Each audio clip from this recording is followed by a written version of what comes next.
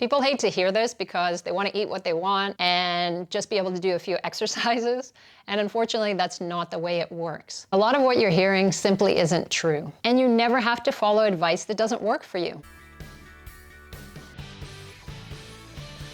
Before we get started, I don't want to say that this advice is necessarily wrong, because people are highly individual and some things will work for certain people. But when we're talking about the majority, and I have been in this game for a long time, coaching people for over 20 years, I've seen what works with most people. And it's often not what you're hearing out there. So recently, I've been hearing more of the advice to ignore the scale. And the idea is that the scale is not a perfect measure of your fat loss progress. And in that case, you're not going to see those numbers change. The scale is actually quite accurate for weight loss results for most people. If you have 30 or 40 pounds of weight to lose and there's no change in the scale from week to week, then you haven't put on 30 pounds of muscle and lost 30 pounds of fat. You're just not losing weight and you're not losing fat. And I do caution people, especially those who are prone to eating disorders or just getting obsessive with numbers, not to focus only on the scale. Now, over a decade ago, when I still used to work in gyms, I would weigh some of my clients on a weekly basis. Whether or not that's a good idea, that's a discussion for another day. But what happened with one of my clients is that on certain days, he just didn't want to be weighed. He was just like, no, not today. And I knew exactly why that was. He knew that he had been overeating, and he knew that he hadn't been consistent with what he had planned for himself in order to lose weight. So he knew that the result wasn't going to be good, and he didn't want to see it. And he didn't want me to see it either, which I guess that's a whole other thing. When you work with people one-on-one, there's that issue of compliance. So I can give whatever advice I want, but it's the client's choice, essentially, whether they're going to get the result. Exercise is only going to do a small part, and most of the result is going to happen through the nutrition. So my client didn't want to face the reality of his situation. Ignoring the consequences of your behavior doesn't make it go away, but it shouldn't be used to make you feel bad either. So if you see that the scale is going up, then maybe you just want to refine your nutrition a little bit, cut back on something, and make a change. But if you're not tracking anything and you're just like, oh, the scale, it's irrelevant, it doesn't matter. Well, it does, because you can't manage what you don't measure. So if you're not weighing yourself and you're just going by whether you feel like you might be losing weight, that's not really a good way to monitor your progress. So I think that the scale on a regular basis can be a good tool for most people. However, it should be used alongside other measures of progress, like your measurements, progress pictures, and then also performance goals. So maybe how much weight you're lifting, how many cardio sessions you did that week, maybe the speed at which you're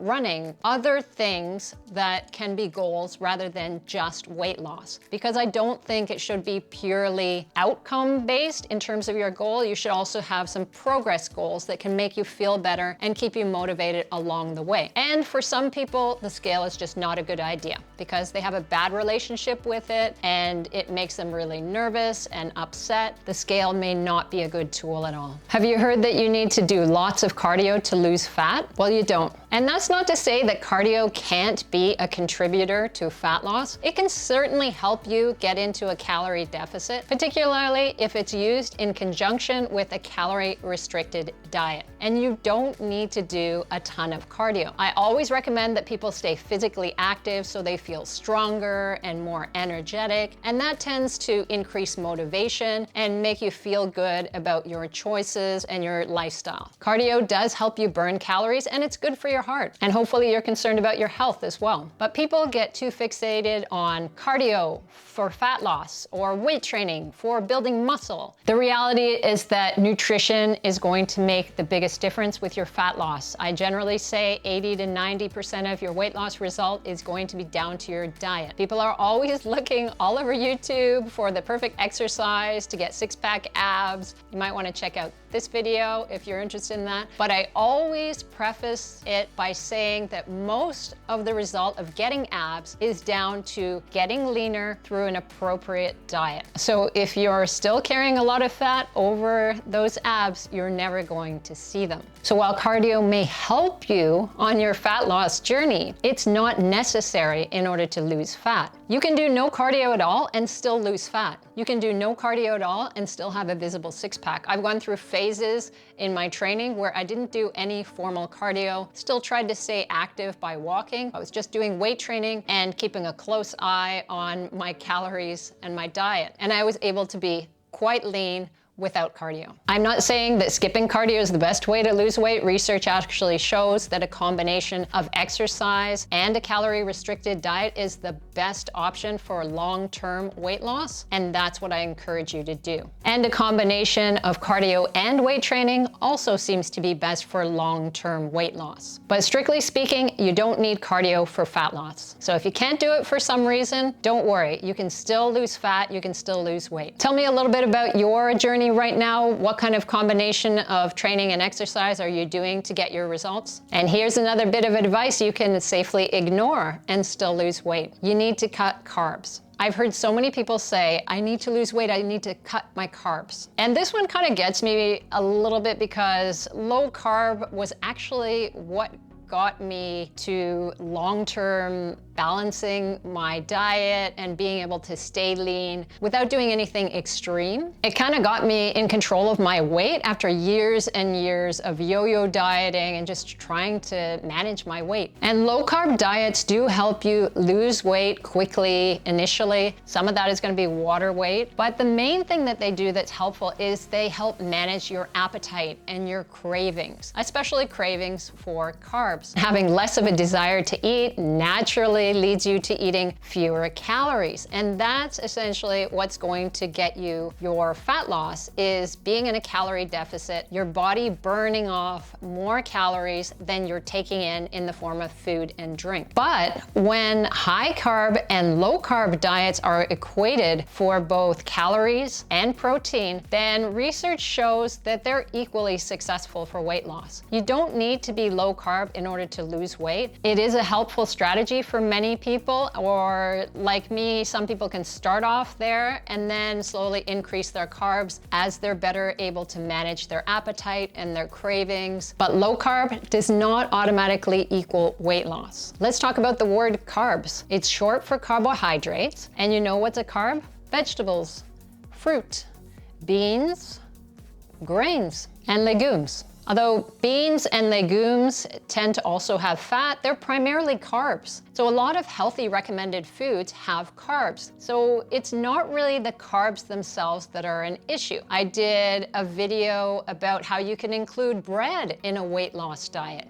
You might want to check that out here. There are some people who will tell you that because your insulin levels are high, you won't be able to lose fat, but that's not actually true. In fact, you could be eating just carbs, bread all day, and you can still lose weight if your calorie intake is low enough to get you into a calorie deficit. When most people say carbs, what they actually mean is things like pizza and ice cream, French fries and chips and donuts and muffins and other baked goods. Now, these are not just carbs, they also have a lot of fat, and they're very calorie dense. So that means that in a relatively small serving size, you pack in a lot of calories. You know what else is like that? Nuts. Nuts are also like that. And there aren't many carbs in most nuts. They're primarily fat with a little bit of protein for some. The problem with all these highly processed refined carbs is not that they have carbs, but that they have a lot of calories in a small serving. They're very easy to overconsume. As anyone who's seen me with a tub of ice cream will know, they're often called hyperpalatable foods because they taste so delicious. So yes, you want to reduce those types of highly processed foods. But the next advice that you can ignore and still lose weight is cut out junk food. So we've just talked about how these hyperpalatable foods can make weight loss challenging, but that doesn't mean that you need to eliminate them completely. So I call these foods treat foods rather than junk foods because I like to keep it positive when it comes to food. A lot of what I do is helping people heal their relationship with food so that they don't feel guilty about it and that they're able to enjoy it after perhaps years of deprivation. I enjoy food, even highly processed, refined foods that used to make me feel feel guilty. I think it's fairly clear why we want to reduce these foods for the sake of weight loss or for our health. But the reason that I think you should include these foods, at least occasionally, is that it's not sustainable to go without them forever. I mean, I guess if you're a Buddhist monk living in a temple and you're only restricted to certain foods, then maybe. But if you're living just freely in society, you might want to go to some parties or restaurants or barbecues or maybe just to a friend's house, then you really want to include some of these foods, only the ones that you enjoy, in your diet. It's really hard to eat some sort of mythical perfect diet, and it really doesn't exist anyway, so I don't think you should really strive for it. Include the foods that you really love and have them in smaller quantities than you had them before, and maybe less frequently than you had them before. There are certain things you might want to eliminate. For me, I don't really like French fries, and I'm not really that big a fan of chips, so I don't eat those. But I do enjoy chocolate and ice cream and the occasional slice of cheesecake. So those are the things that I keep in my diet in smaller quantities. What happens to most people when they restrict themselves excessively is that it intensifies their desire for that food. In my 20s, I tried to go weeks or months at a time without having any treat foods,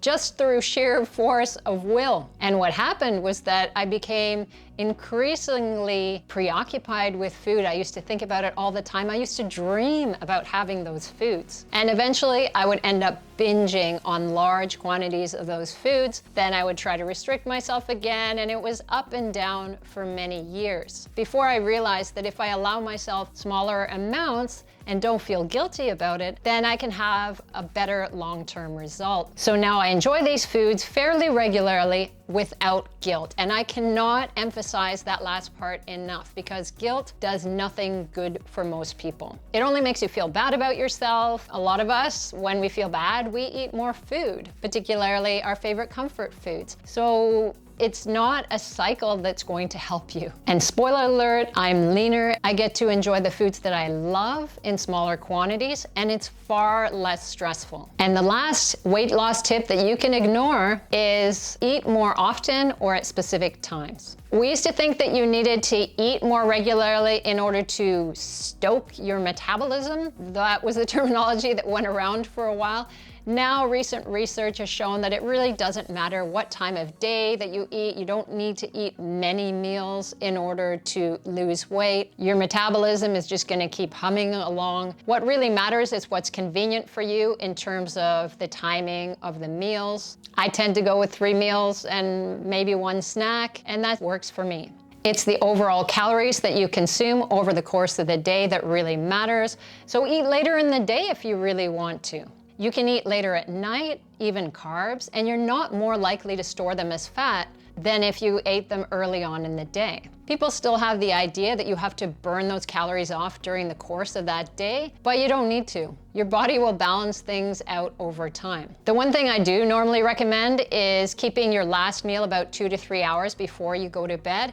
And this is more to prevent digestive issues. For me, I get acid reflux. As we get older, our digestion is also not as strong. So what didn't bother you before, maybe just eating and then falling asleep straight away, may very well become a problem later on. And for most people, it will still interfere with their sleep in some way. You might not really notice it, but the next day you might be feeling sluggish. And if you're doing that regularly enough, if you're tired, you eat more, you probably aren't exercising as much, and it can spoil your weight loss efforts. And you can also skip breakfast, which is essentially intermittent fasting. As long as you eat well throughout the day, maintain your calories for a calorie deficit, and you don't have a tendency to overeat later on in the day. I do generally recommend not to go too long without eating though, because what usually happens if people are really, really hungry, they tend to overeat at that next meal. They might consume things that are higher in calories. They might end up binging on too much food, or they're more likely to choose foods that are higher in calories, more of those treat foods, comfort foods that are going to add more calories to the daily total. The main message that I want you to take away is that nutrition should be highly individualized for your needs and preferences. You don't need to follow the rules that people are giving you. Some of them are based on bad science or misunderstanding of the science anyway. or just following what we used to think a long time ago. As long as you get yourself into a calorie deficit, there are many strategies that can help you lose weight. A calorie deficit is when your body burns off more calories than you're taking in through food. So it's going to use its internal storage of energy, which is your body fat. And that's what you want. If you're looking for fat loss, you want your body to dig into those fat stores. Are there any other popular weight loss tips that you've ignored and been successful? Share your story with me in the comments. If you want to get started with my sensible, evidence-based approach to weight loss, check out this video here. Thanks for watching.